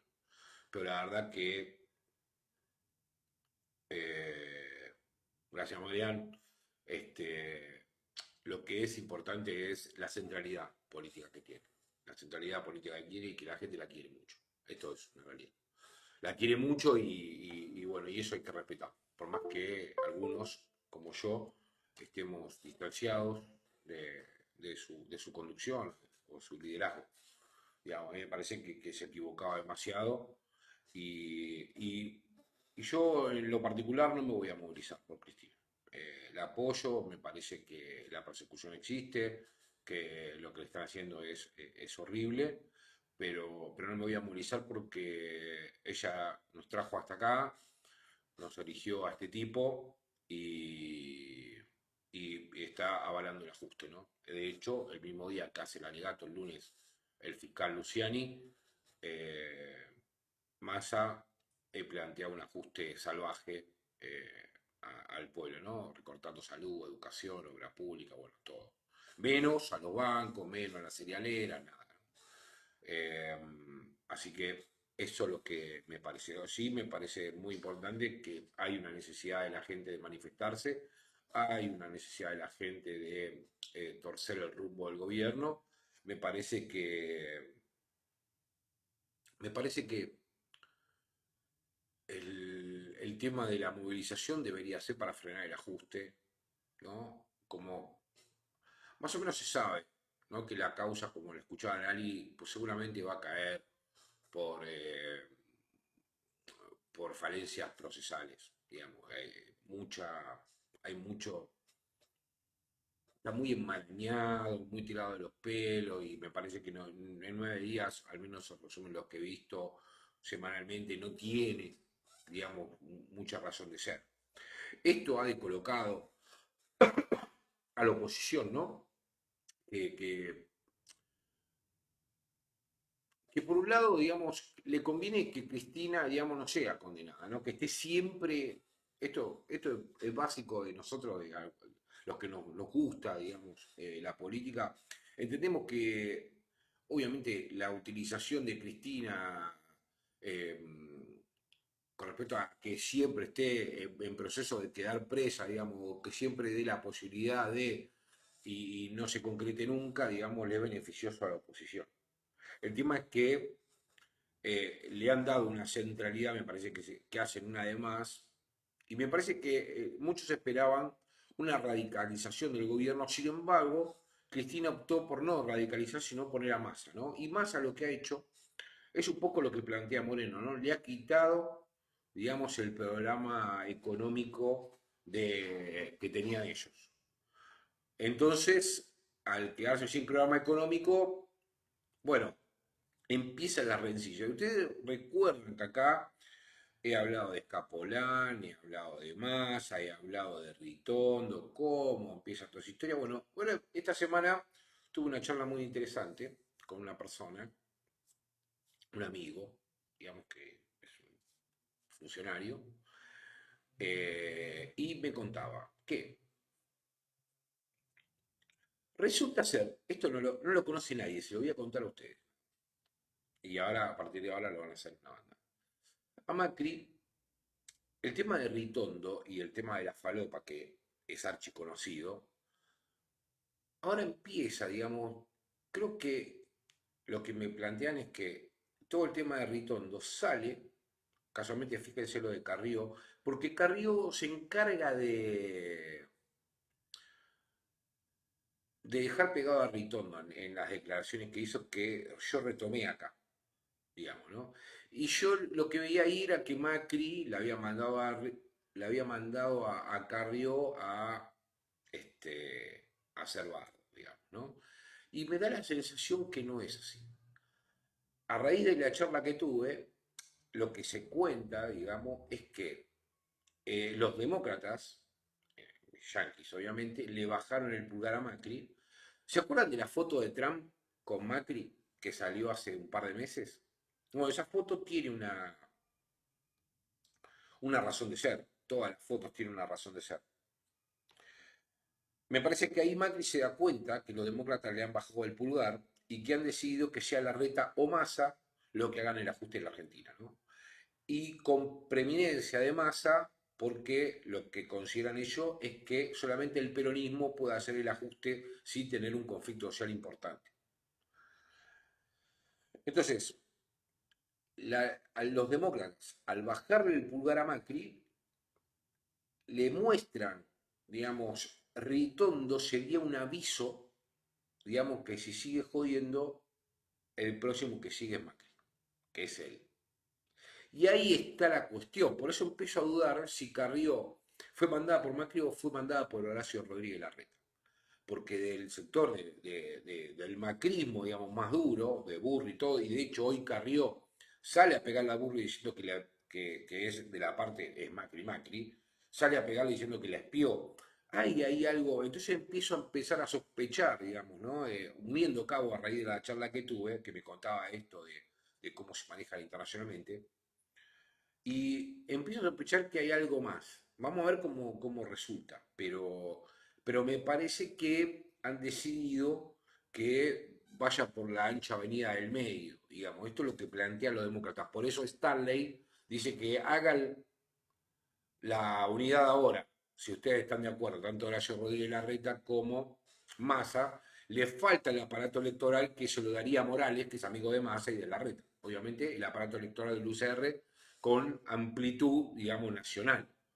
O sea, para ganar elecciones uno sabe que tiene que tener fiscales. Si no tiene fiscales, no te presenté porque no vas a ganar nada, ningún voto a sacar. Entonces, ahí me parece que está la cuestión. Hay que empezar a mirar qué es lo que está sucediendo, digamos, en esa epidermis tan finita, digamos, de la política internacional y cómo empieza a la injerencia, digamos, de los Estados Unidos en la política nacional, ¿no? El plan de la embajada que tanto hablamos acá. Por otro lado, Massa emprende una gira por los Estados Unidos y fíjense, le voy a contar otra infidencia. Cuando estaba Bataki, que viaja a Estados Unidos, ¿se acuerdan? Cuando viene la despiden en el avión, o sea, falta de respeto total.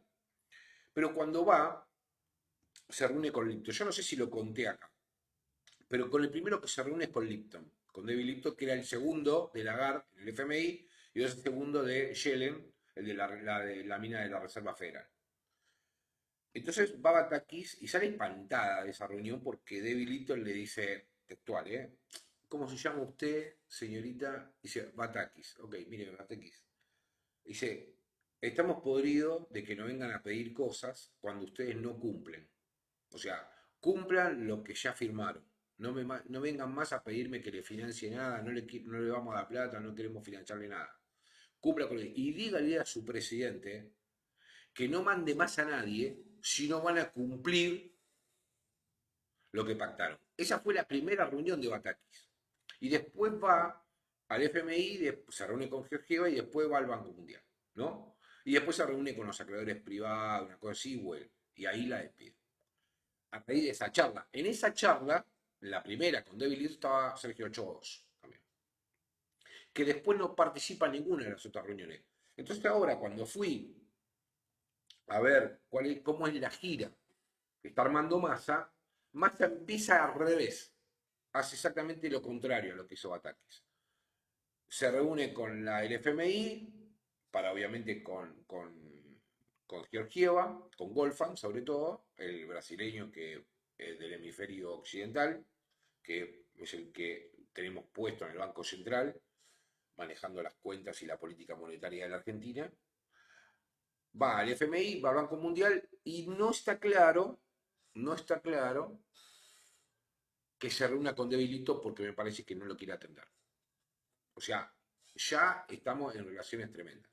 El otro día leí una nota en el ámbito financiero de Burgueño, que siempre recomiendo seguirlo a Burgueño para leer algunas cuestiones de economía y de negociaciones, porque tiene muy buena información y además escribe bien y tiene información posta, ¿no?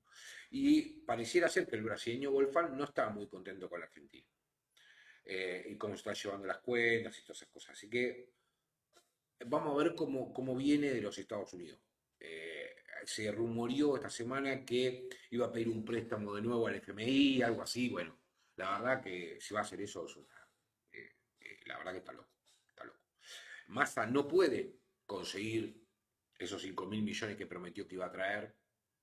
Hoy se cayó una negociación con la mesa de enlace. De hecho, en la mesa de enlace también he hablado con un amigo bueno, que está cerca de las negociaciones, que estuvo ahí en esas reuniones, y básicamente lo que le planteó lo de la sociedad rural es que ellos no tienen problema con las retenciones, digamos, en pagar las retenciones, lo que quieren que le paguen es el dólar, el MEP, digamos, ¿no? O sea, que le paguen 300 pesos, o sea, prácticamente hace una devaluación y que ellos le aseguren, digamos, los 200 pesos en vez de 83, 90 pesos, que es lo que están cobrando hoy. Digamos, que le aseguren más y que no tenían problemas con la retención. Le están pidiendo prácticamente una devaluación, con lo cual, si uno mira lo que pasó con el dólar soja, que fue sacado anteriormente, solamente se liquidaron 4 millones de dólares. Es un fracaso total. Y ahora empieza, digamos, a ver cómo se está, cómo se está resolviendo la cuestión esa, porque no puede acumular reservas. De hecho, se habla de que hace 9 días que viene acumulando reservas, cuando uno va a mirar, acumula 3 millones, 5 millones, 11 millones, nada. O sea, no alcanza ni para pagar la servilleta del Ministerio de Economía. Pero bueno, ahí anda.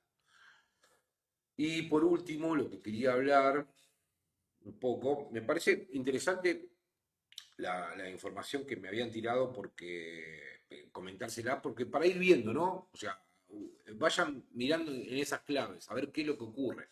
O sea, lean entre líneas. Con esa info uno va leyendo entre líneas qué es lo que pasa en los medios y puede interpretar hacia dónde va la cuestión. Como vengo sucediendo,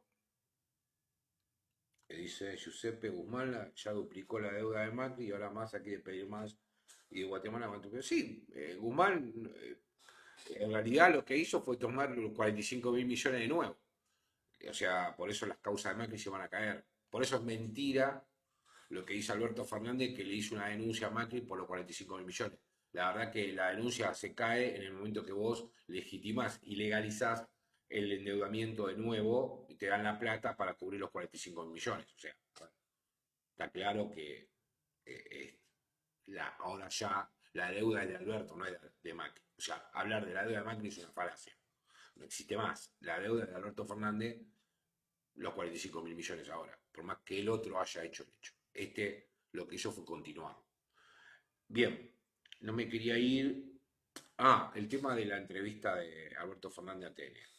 Lo que quiero decir es que se le notaba mucho a Alberto Fernández que la pidió la entrevista, ¿no? Necesitaba salir y exponerse, digamos, porque está muy aislado Alberto Fernández, está muy aislado, muy solo y perdió centralidad política, ¿no? Entonces esta idea de que es un presidente que no presidencia, por así decirlo, no sé si existe la palabra, pero no ejecuta nada, digamos, lo han prácticamente liquidado a nivel, es puramente una formalidad. Eh, Quedó claro, digamos, el otro día que la entrevista la pidió. Primero es información y segundo que fue así. Y además, si uno mira la entrevista como hice yo, de 1 hora y pico, él repite constantemente que gracias por la invitación, como 2 o 3 veces lo dice. Con lo cual, si vos vas y, y te invitan, no andás lo van a decir la primera vez y nada. Pero ese recalcar constantemente en un relato político tiene que ver con que dejar asentado que lo invitaron ellos.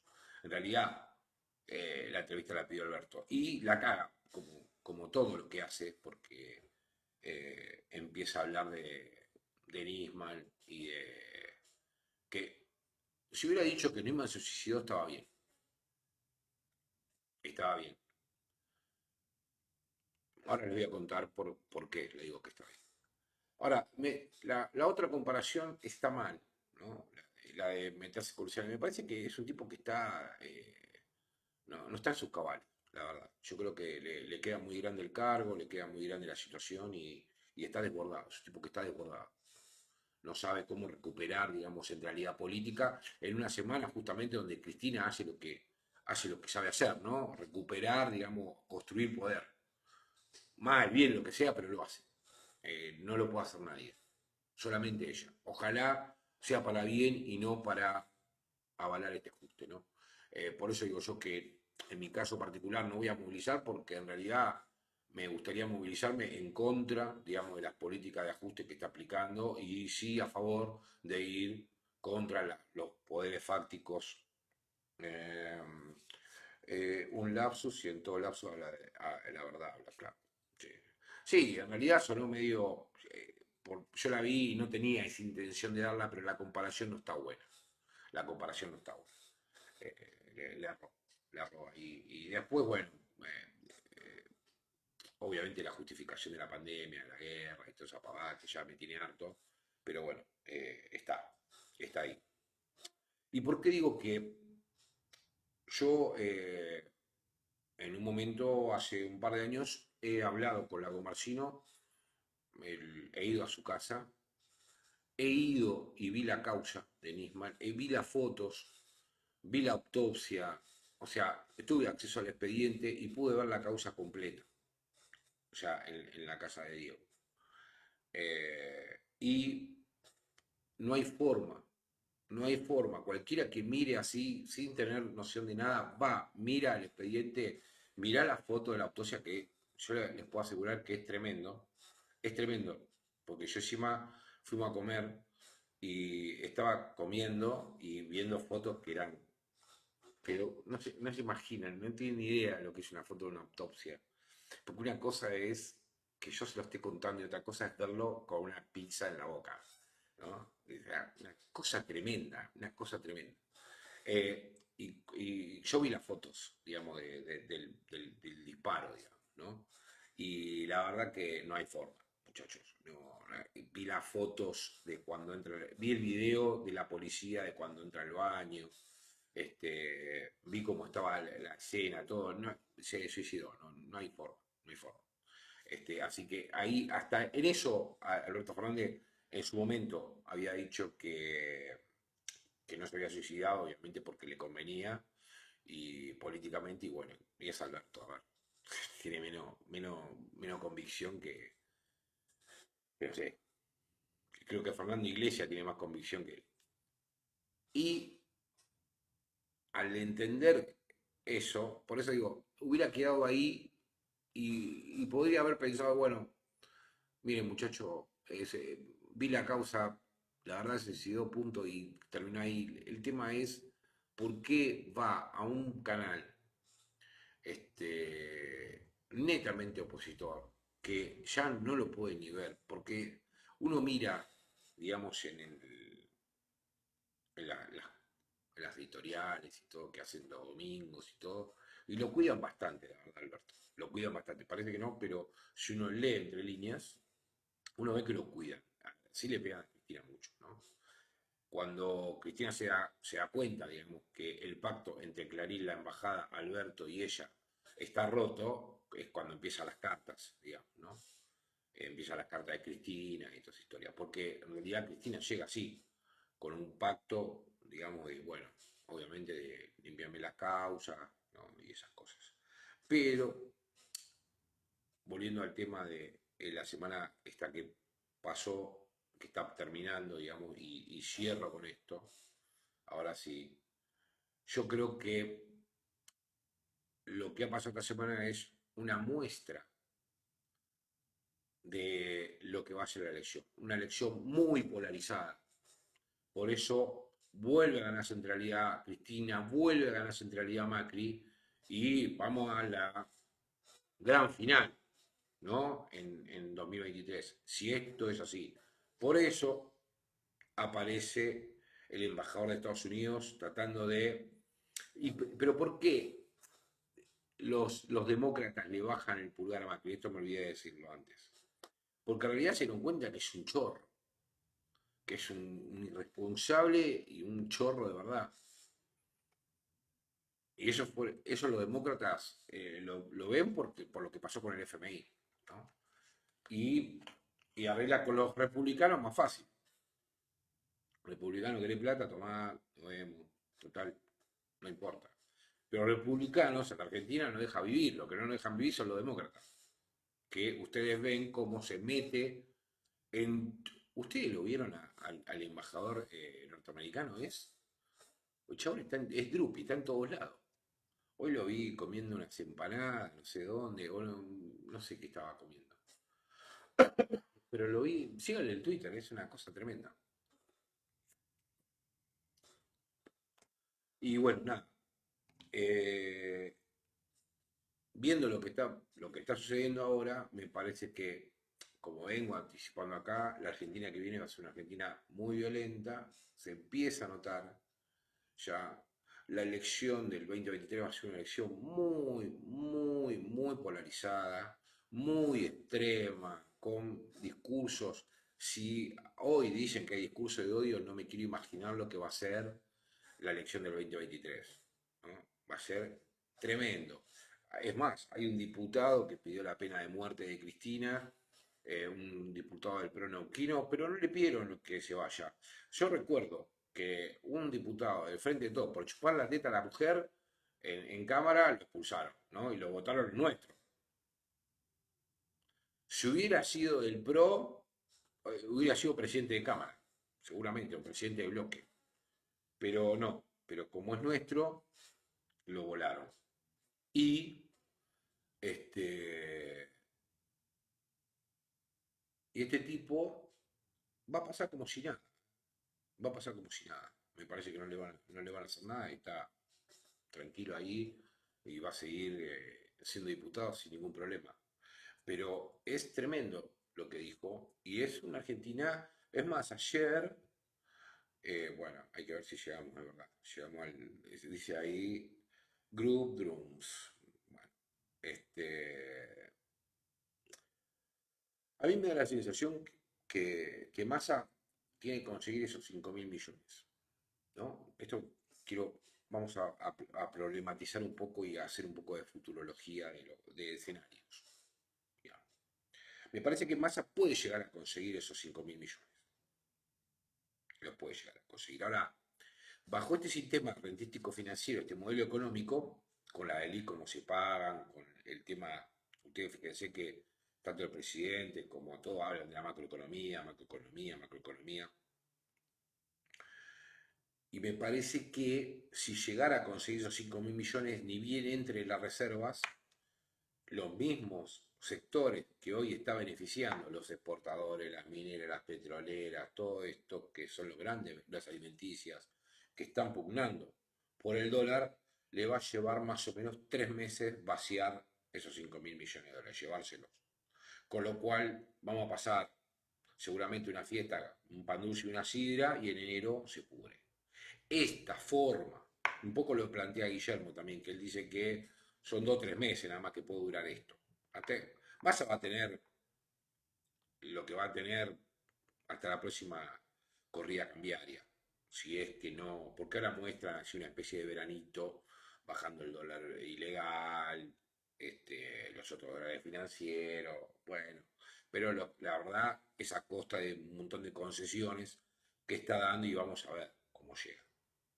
A mí me parece que coincido con si llegamos al 2023, yo creo que sí, vamos a llegar, hecho garompa, pero vamos a llegar.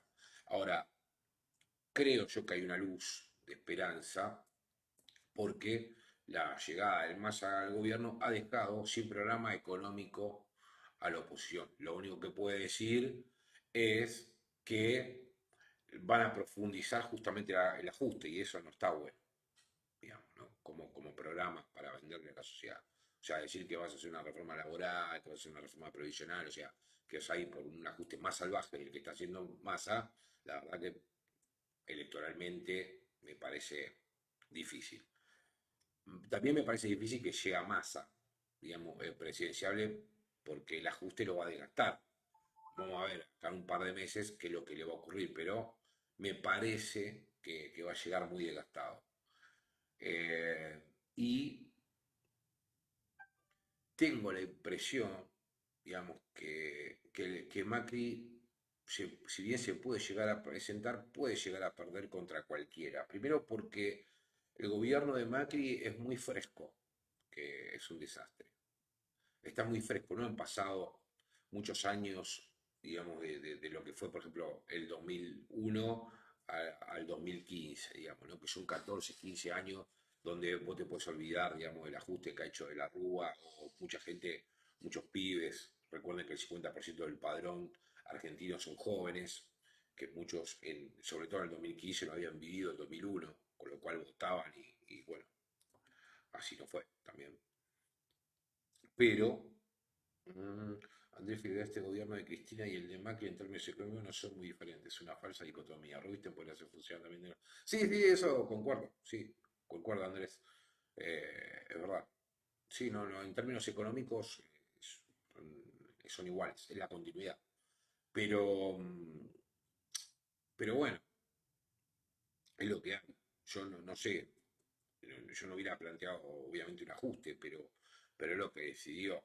Si Cristina hubiera puesto, fíjense que puso a Bataki, que no, yo por conocer, sé que ella no es una ortodoxa en lo económico, es una funcionaria y le toca hacerlo. Me parece que ahora ellos pensaban que se iba a radicalizar, dependía qué iba a pasar con el ministro de Economía, porque si ponía un ministro de Economía que no fuera ortodoxo, digamos, lo más probable es que hubiera volado por el aire y hubieras tenido una devaluación ahora. Que no le conviene no solo al modelo rentístico financiero una devaluación, porque lo cierto es que los bancos lo que les interesa es, primero, tener un tipo de cambio bajo y una tasa de interés alta, con lo cual ganan de los dos lados. O sea, si algo que no le conviene al sistema financiero es devaluar, le conviene que siga todo como está ahora, porque se están llegando de plata. De hecho, del ELIC solamente se paga 3.500 millones de pesos por día. Imagínense la plata que es eso. No por día, pero nos ajustan a nosotros, pero a ellos no. Entonces, los que piden la devaluación está medio complicado. Y si la devaluación la hacen ahora y se genera la crisis ahora, digamos, no está preparado, digamos, Cambiemos para, o el macrismo para agarrar el poder. Lo agarré ya medio, ¿para qué se habla reunión con Melconian? Bueno, Giuseppe, ¿para qué se reunió con Melconian? Y ya lo ves, está Massa y está Rubinstein. O sea, el diagnóstico de ellos es un poco lo que estamos tratando de pensar acá. Que iban a hacer el ajuste y quería conocer la opinión de Melconian, obvio. Que el ajuste estaba cantado y lo único que hizo fue ver qué onda, porque justamente cuando se reúne con Melconian, creo que estaba con Batakis o estaba Batakis o ya en los últimos días de Guzmán. Digamos, ya se veía venir la crisis y ella lo que hace es sotear, no, fue antes de que se fuera Guzmán, que se reúne con Melconian.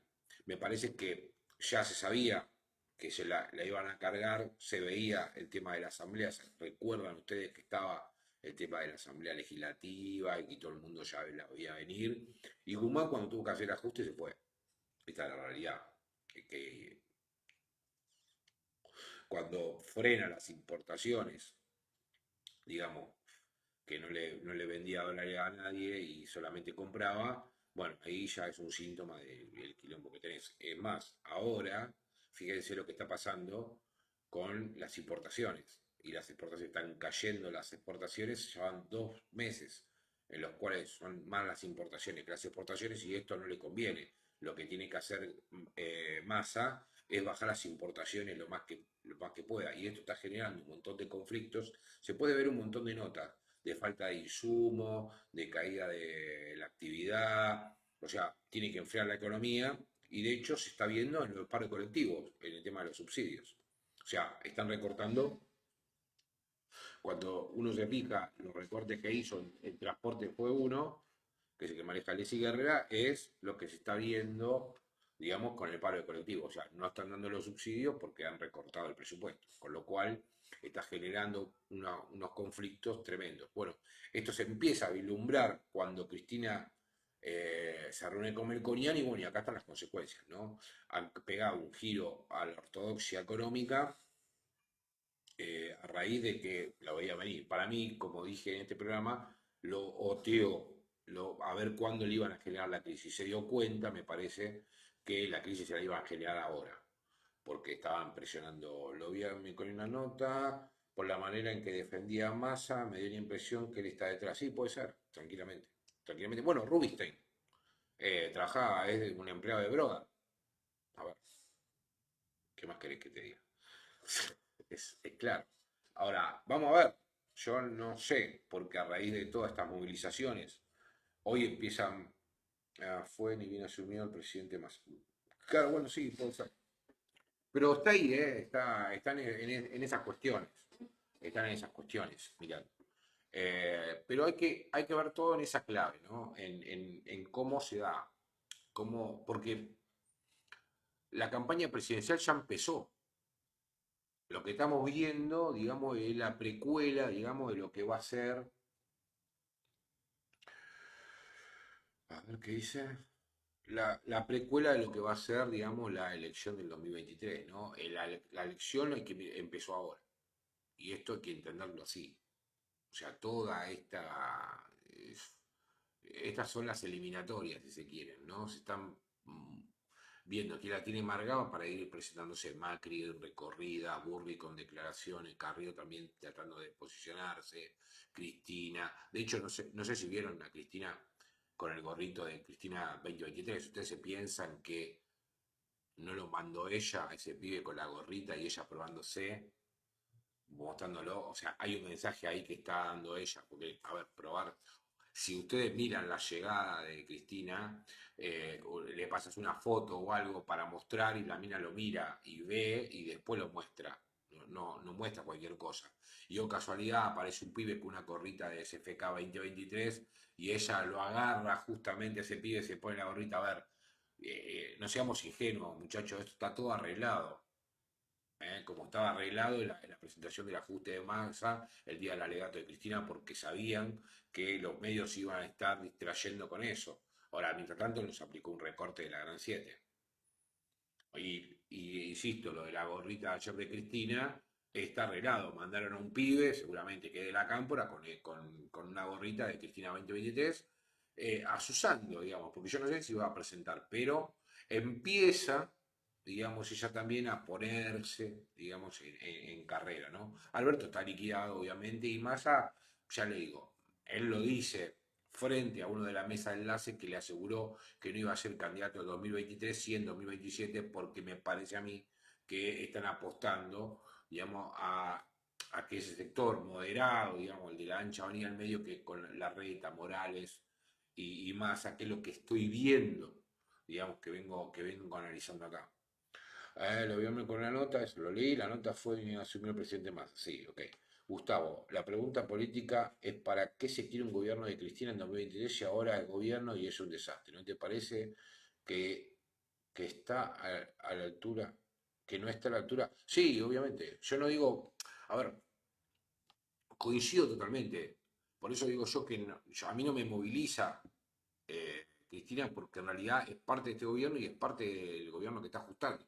Por eso yo no entiendo la movilización. Yo me movilizaría para ir a frenar el ajuste. O si ella rompe y dice, bueno, Alberto es un pelotudo, lo puse yo, me equivoqué, y bueno, y nos toca esto y vamos a pelearla. ¿Entendés? Y vamos a dar la pelea a otro lugar. Bueno, buenísimo.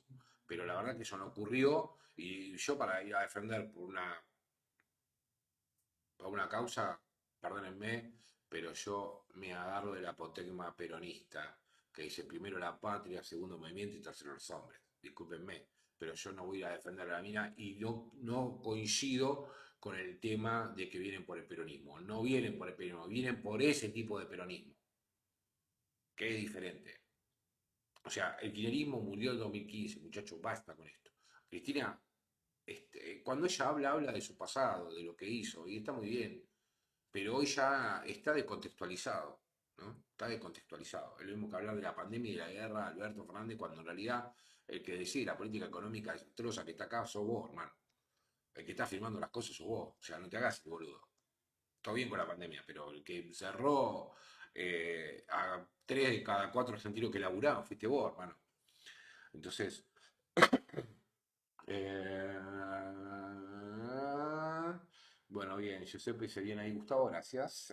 Barbarian Criollo, nada, ¿cómo podés pensar que nos colaron una manada de elefantes pintado de rosa? Así que no lo tengo, por favor. Está bien.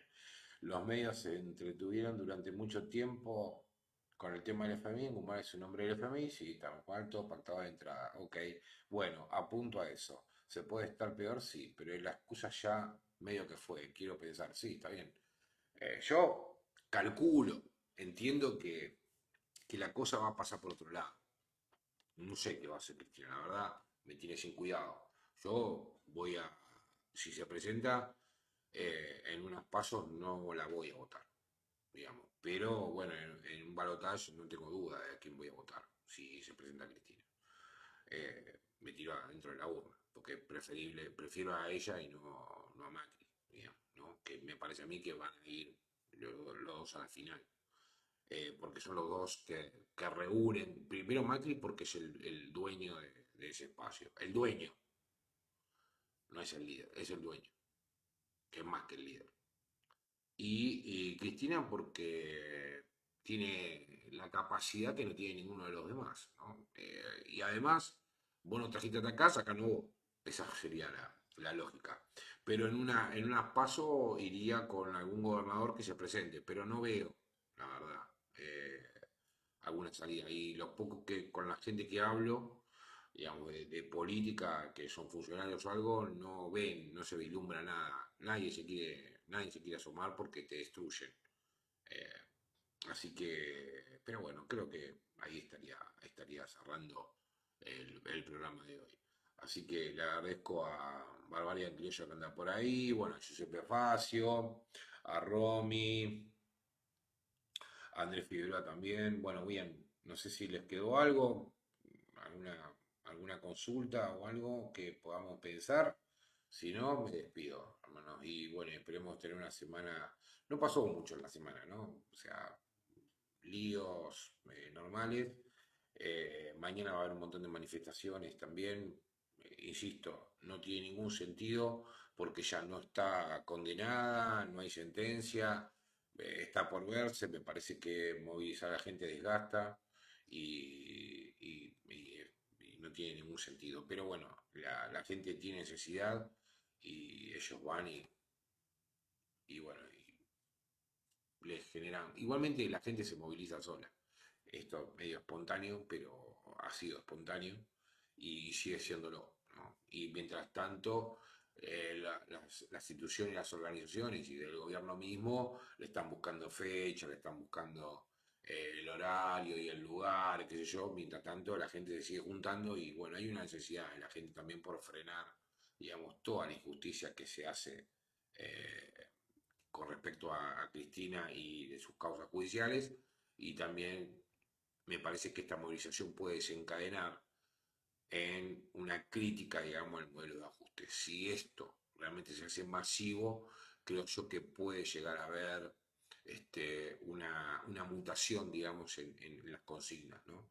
Y puede ir realmente a lo económico para cambiar, porque si realmente logran frenar el tema judicial, para mí yo lo veo difícil, pero si lograran frenarlo, me parece que lo próximo se van a envalentonar y va a ir por el modelo económico, ¿no? Me parece que puede ser que por ahí.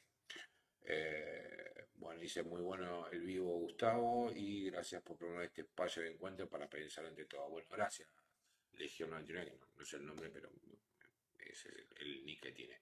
Así que, bueno, esto es todo por hoy. Espero que le haya sido productivo. Recuerden algunas cosas que hablamos al principio de, que me parece interesante que sepan, como para entender la clave, digamos, de lo que está pasando internacionalmente y cómo está influyendo la política norteamericana en la Argentina. Y ver los movimientos de Macri y ver los movimientos del sector de Alberto y demás, sobre todo, ver cómo se va para la toma del Palacio, lo cual los ángulos del siglo XXI. Bueno, tanto. Pero bueno, miremos eso, a ver que yo igual la semana seguramente algo de eso vamos a ir. Mira, mi nombre es Silvia. Ah, ok, ya entendí, ya entendí. Eh, Vamos viendo en esas claves a ver si seguramente algo se, se va a dejar trascender, digamos, en alguna nota, en algún lado, y vamos a ver si lo podemos ratificar o no esas hipótesis. Pero insisto, me parece que todo está planteado, digamos, de la política de la embajada. El plan de la embajada es eh, llevar a Larreta y a Massa y el aparato electoral de la UCR con Morales a la cabeza, por un lado, que Macri y algunos descerebrados los violentarios, libertarios, todos esos puedan dar, y por el otro lado Cristina y lo que quede de este gobierno, más algún sector del peronismo que me parece que si Cristina logra recuperar, digamos, iniciativa y la gente se aviva un poco y empieza realmente a discutir el modelo económico o el rumbo económico del gobierno, me parece que si mutan, ¿no?, las consignas, me parece que puede llegar a ser un 2023 lindo para analizar, difícil para vivir. Así que bueno, nada. Amigos, cuídense. Saludo a Pablo, a Jorge, a Barbaria, a Silvina, a Romy que está ahí. Y bueno, espero que les haya gustado, al menos da la sensación que sí. Y si me entero de algo nuevo, el próximo viernes les traigo alguna perlita que me parece interesante compartir con ustedes para ir pensándolo, ¿no? Así que nos vemos y cuídense, tengan un excelente fin de semana, pásenla bien, quírense mucho y estén con su familia, que es importante. Adiós. Perdón, y a Débora Mavaires también, que no la vi. Ahí está. Hola, Débora. Mi amiga Débora, que tiene que hacer un programa, Débora. Dejémonos de joder. Ahora sí, me voy. Chao. Cuídense.